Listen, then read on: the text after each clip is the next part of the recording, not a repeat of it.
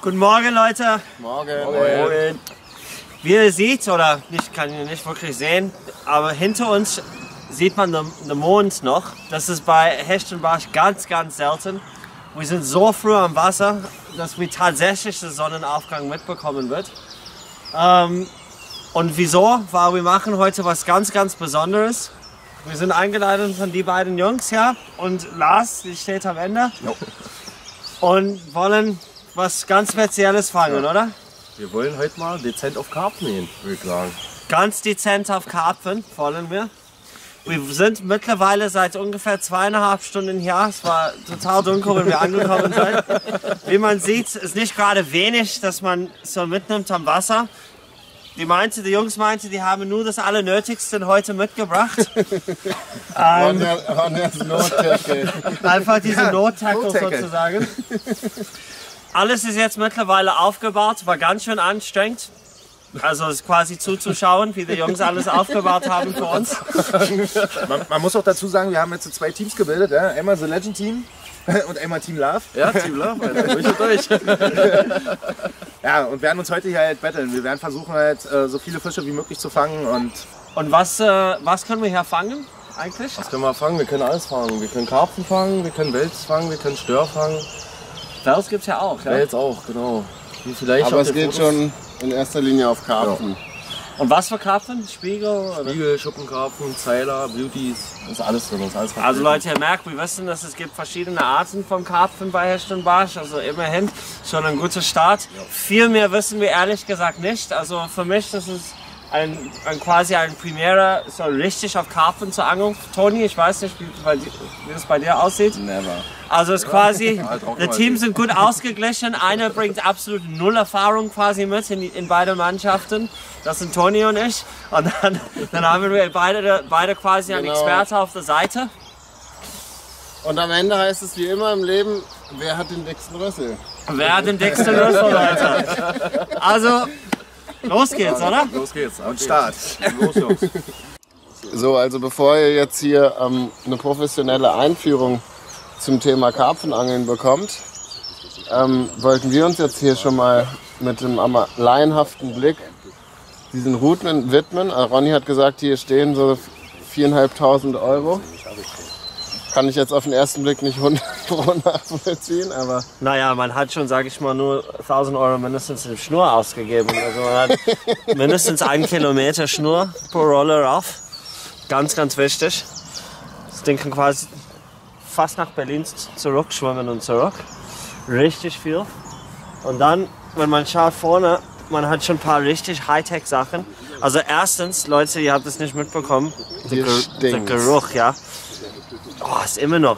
Nur die Ruten stinken immer noch, ja. Er hat irgendein Säurezeug raufgespült. Buttersäure. Buttersäure, ja. Es riecht wirklich wie bei Ronja unterm Sofa. Es ist homemade auf jeden Homemade. Fall. Richtig stinkt. Man sieht, man nimmt immer, sag ich mal, ein bisschen Blei hat man auch. Mindestens genug, um quasi ein Boot zum Ankern. Und vorne und ganz wichtig, hier hat sich die Angelindustrie auch was Schönes einfallen lassen. Ein sogenannter Krautschnur. Im Karpfenbereich liegt auf jeden Fall viel Geld, habe ich heute gelernt. Oh ja. Ich glaube gleich Knauf. So, Ronny, was machst du da? Man muss jetzt noch mal so ein Explosion Smoke, nennt sich das. Das ist so ein Produkt, was eine richtige Farbexplosion unter Wasser macht. Es gibt halt eine richtige Wolke, sobald der Fisch das erste Mal am Platz ist und mit seinen Flossen wedelt, um zu gucken, ob da alles koscher ist, explodiert diese Farbexplosion und dadurch werden sie dann halt meistens animiert, dann doch zu fressen. So, jetzt machen wir unseren Hakenköder. Versuchen es zumindest in diesen PFA-Sack zu stopfen. Hat halt den Vorteil, dass es am Grund vernünftig liegt und man nicht davon ausgehen kann, dass die Hakenspitze von irgendwelchen Dreck vertüdelt ist und dadurch der Fisch halt besser sitzen kann. Guck das mal an, Alter. Und das Ding alles löst sich direkt auf am Haken. Leute, das wird schon, also das muss funktionieren.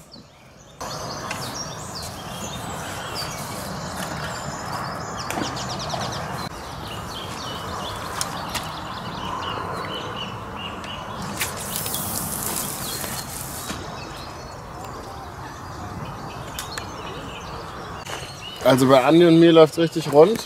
Ja. Erstmal einen Hänger gehabt, alles abgerissen. Ja. Schilfkante zu spät gesehen. Und jetzt haben wir den Boilie verloren. Also wir haben immer noch nur eine Route im Wasser. Immerhin. Da drüben sieht es ja auch nicht besser aus unbedingt. Na, die haben 3 im Wasser. Ach Quatsch. Jeder davon liegt schon ganz schlecht, das habe ich schon gesehen. Die andere ist vertüdelt. Und der andere ist okay kühler drin. Na, schauen wir mal. Alles gut. Was ist das für ein Ding? Das ist jetzt hier ein Dumble, also auch ein Boilie, halt nur im Querformat. Und das auf Megaspace, also eine Würzmischung. Und der hat mir letzte Woche auch schon Fisch gebracht, die haben See. Ich denke mal, der wird schon rocken. Der wird uns heute Fisch bringen und wird auch in Zukunft weiter Fisch bringen. Haust du sowas noch drauf? Na, aber sicher. Was ist das? Das ist ja auf Naturbasis, sage ich mal, ein bisschen Farbe, damit der Boilie noch schön unter Wasser leuchtet und nochmal so einen kleinen Reiz hat für das Auge, sag ich mal, mit der Köder besser. Da stehen die Fische wirklich drauf oder Ja, ist es eher so für den Angler, dass er mehr dran glaubt? Wir glauben dran und die Fische, die sehen das. Die können alles sehen. Nein, alles gut. Wie gesagt, das ist so eine Leuchtfarbe, kann ich dir mal zeigen. Wenn den Boilie jetzt hier rein dippst, das ist ja braun. Das ist ja Ja, vielleicht besser nicht unbedingt über dem Stuhl, oder? Ach, alles gut. Das ist eine alte Naturbasis. So. Wenn du jetzt ins Wasser schmeißt, ist wenn das du so richtig. Naturbasis nachher am Arsch hast, ist trotzdem nicht so geil. Ach, das funktioniert schon, glaub mir. Ich glaube fest dran. Wenn ich dran glaube, hast du auch dran zu glauben. Nee, wird nee, das nicht. ich vertraue dir, ich vertraue dir. Bleibt mir auch gar nichts anderes wir werden übrig. hier heute schon richtig abräumen, weil ich sehe, was der da drüben macht mit seinen langen Vorfächern und alles, das wird nicht. Der wird nicht fangen. Oh, vielleicht doch? Nee, wird er nicht. Wir schaffen das schon. Na gut, Hauptsache wir Wie gesagt, die Route geht jetzt so raus, wie sie ist. Und dann wir bringen jetzt mal ein paar Routen ins Wasser. Ach, in der Ruhe liegt die Kraft. Ja. In Ruhe liegt die Kraft.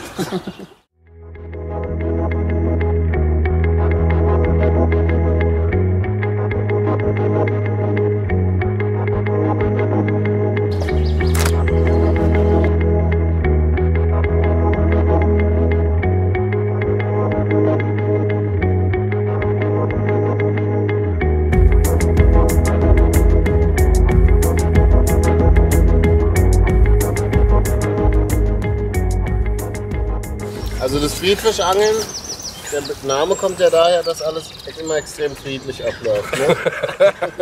Also wenig Stress an den Routen.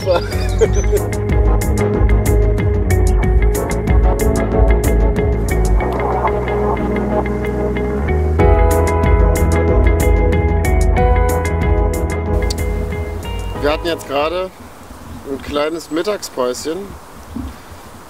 Daniel und ich haben uns die Freiheit rausgenommen, mal kurz wegzufahren, was zu essen zu besorgen. Hab das Risiko genommen, den Biss zu verpassen.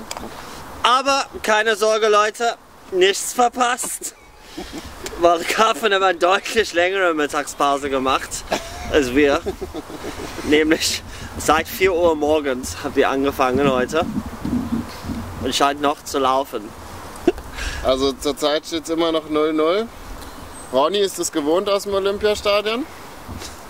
Hey, vorsichtig.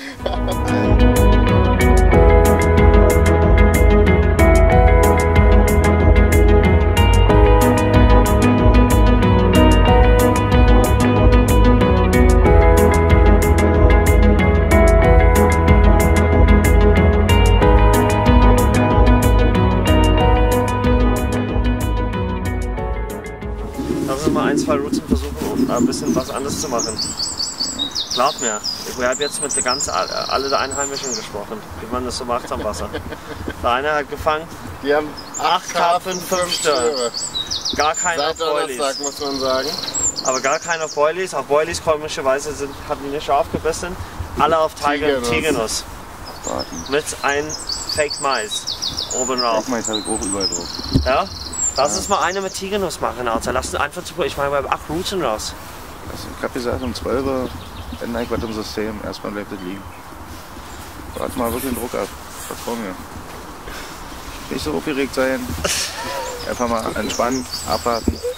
Ronja, hättest du jetzt auch sagen können, dass die Berliner Mauer gefallen ist. Der würde auch erstmal liegen bleiben bis 12.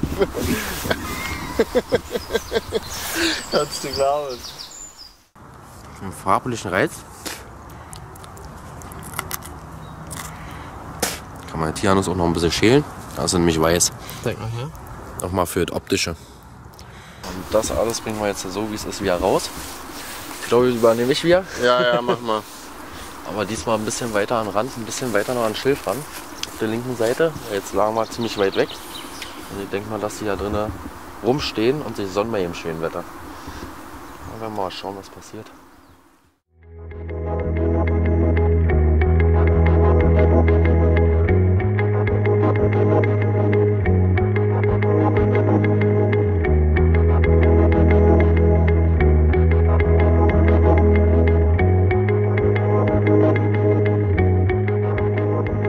Sag mal, was glaubst du da? Was geht da ab, Alter? Kommt unser erster Fisch jetzt? Das kann schon gut möglich sein, ja. Also wir haben jetzt auf jeden Fall die ersten Pieper gehabt. Das heißt, so viel wie der Fisch wird wahrscheinlich gerade am Platz sein, wird wahrscheinlich immer wieder den Köder einsaugen und ausspucken, macht einen Karpfen regelmäßig, wird dann wahrscheinlich auch erstmal vom Köder ablassen, nochmal losschwimmen. Und es kann sein, dass in den nächsten Minuten dann wirklich der Run kommt. Okay. Weil die sind halt vorsichtig, ne? Das darf man immer nicht vergessen. Die sind halt wirklich scheue Tiere, die kommen halt an und saugen wirklich prinzipiell immer wieder so, spielen an den Köder halt rum. Ne? Sie gucken auch teilweise mit den Brustflossen, wedeln die und gucken, wie weit der Köder sich entfernt. Und so eine Sache. Aber nächstes Mal, wenn es piept, ganz schnell, soll ich einfach ganz schnell anhauen? Vielleicht kriegt man ihn hin. Auf keinen Fall anhauen. Weil wenn, dann haken sie sich halt selber. Ne? Du brauchst halt wirklich nichts machen. Du brauchst auch nachher, wenn wirklich der Vollrun kommt, nehmen wir nur die Rute auf und fangen an zu drillen. Nicht anhauen, weil sonst reißt du ihm halt das Maul auf oder irgendwas. Und wir wollen die Fische ja auch nicht unnötig verletzen. Okay. Leute, wir wollen jetzt geben wir wirklich alles. Wir sind auf der anderen Seite quasi gelaufen, ungefähr hier, wo unsere Köder liegt. Und würde jetzt das richtig bewerfen mit so einer Grundnahrungszeug, ja. Und das sollte wirklich jetzt für Game Changer bringen. Das ist so ein Block. Das riecht gar nicht so schlecht. Das riecht ziemlich gut. Also auf jeden Fall viel besser als diesen anderen Zeug von Ronny von früher. Ja, Ronny! nach links. Dahin, ja? Ich meine, wenn die Karpfen jetzt nicht kommen, Leute, dann weiß ich auch nicht mehr. Okay, willst du auch probieren? Ein bisschen Glück?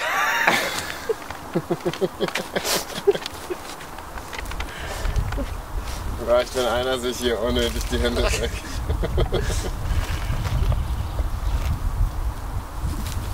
Wichtig ist wirklich, wirklich einen schönen Ball zu kriegen. Ja, das ist ganz wichtig. Und dann präzise aufwerfen. Schöner Ball, auf der angekommen ist. Das meint, ist eher wie eine Schrottgranate. Schrot. Schrot. Und Schrott. Hau an jetzt. Oh, hängt. Jawohl.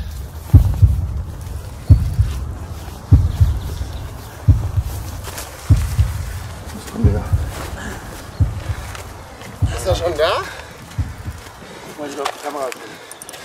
Ist die Kamera an? Sollte so sein. Ja. Mich gewundert, keine Kopffliege mehr. Aber eine Welle hoch. Here we go. Is this the game changer?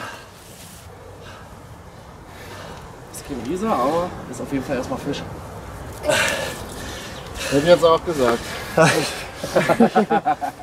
Machen wir nicht einen Blick? Gehen wir mit der Ruhe.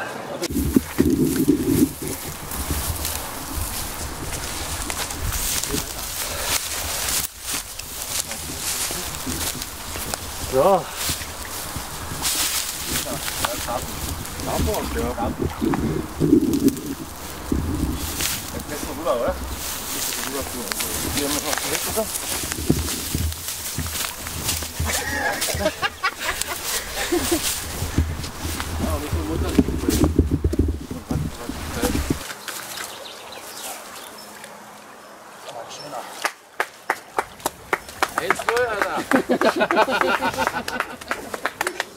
So geil. Und auf was? Oldschool Weißkette. Weißkette. Toni, ihr habt zugeschlagen. Na, ich sag mal so, ich war relativ unbeteiligt. Ah, da brauchst du nicht so zu sagen. Ne, Leute, Toni und ich waren gerade auf der anderen Seite dem See. Und genau ausgerechnet geht man 5 Minuten rüber, zack, stundenlang warten. An die Experten zu. Ich würde sagen, die Profis. Die Jetzt Experten, stellst du Die mal ein bisschen. Experten jetzt auf einmal. Das ist zwar kein Riese, aber es ist eine Schönheit. Also, Na, sehr, sehr schön. muss man echt Hier haben sagen. wir einen Spiegel, hä? Nee.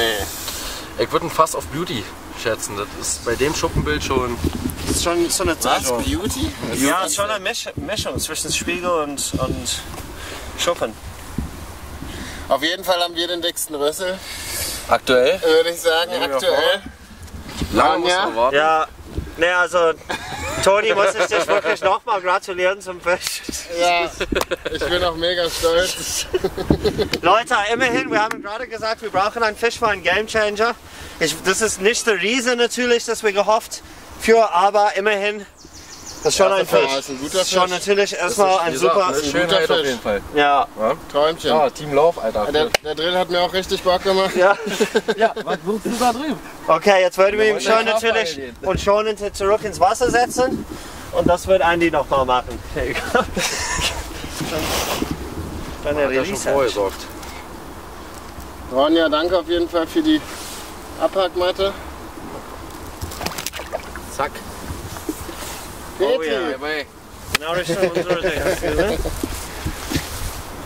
Pitchy, my boy. Gut gemacht. so, So Leute, und so schnell wird ein Karpfen-Video tatsächlich zum Karpfen-Video. Den Karpfen war auch jetzt zu sehen. Haben wir die ganze Zeit natürlich auch gedacht. Ja? Wir waren auch die ganze Zeit total optimistisch, dass es was wird. Ronja hat nichts gefangen und trotzdem eine stinkende Abhackmatte. Petri dazu. Wirklich, ja? Nasse Kescher stinken und Wasser. Ich habe ja von dir vorhin mit auf den Weg bekommen, dass man den Karpfen einen Namen gibt. Ja, Und du hast mir gesagt, dass der jetzt noch keinen hatte. nee, Hat also sie wir noch kannten keiner das jetzt noch gefangen? nicht.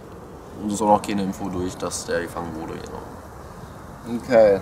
Und also ich würde ihn gerne Donatella nennen, wenn es okay ist für dich, nach Donatella Versace, weil die hatte auch so ein ähnliches dicke Lippenvolumen. Ja, okay. Und außerdem, ich meine, der war auch schön. Es war schon Ja, war schon echt hübsch. war schon so ein High-Fashion Ja, auf jeden Fisch. Fall. Also Donatella, falls ihn Donatella. jemand fängt, ihr wisst Bescheid, nicht Döner-Teller, sondern Donatella.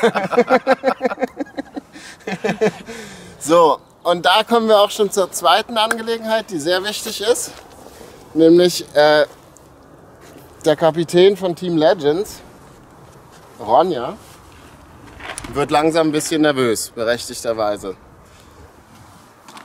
Er hat jetzt, sage ich mal, seinen 10-stündigen Mittagsschlaf beendet. Und jetzt sieht es für mich hier fast nach einem kleinen Strategiewechsel aus. Ronja, was geht ab? Was hast du hier vor? Ich wollte jetzt bloß noch mal frische Köder draufziehen. Wieso? Haben die ihr Aroma verloren schon?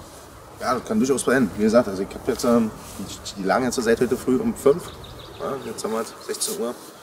Könnte man mal einen Köder wechseln, muss man nicht unbedingt. Ausgewaschene Köder sind auch okay. Aber ich werde jetzt noch mal ein bisschen in die Trickkiste greifen. Oh, und wo genau ist deine Trickkiste? Kann ich die mal sehen, bitte? Das werde ich jetzt dem gegnerischen Team nicht unbedingt auf die Nase Ah, binden. keine Sorge, ich hab nicht vor, dir irgendwas abzuschauen. Da deine Bilanz, sage ich mal, sehr überschaubar ist. Du kannst es ruhig sagen, also versprochen, wir kopieren es nicht. Jetzt noch mal ein bisschen mit Flavors spielen. Also, jetzt wird hier ein bisschen mit Flavor gespielt. Oh, das sieht für mich eher aus wie so eine Box, die man auf der Fusion bekommt als Starterpaket. Aber kann ja auch helfen. Vielleicht sind es ja Technofische.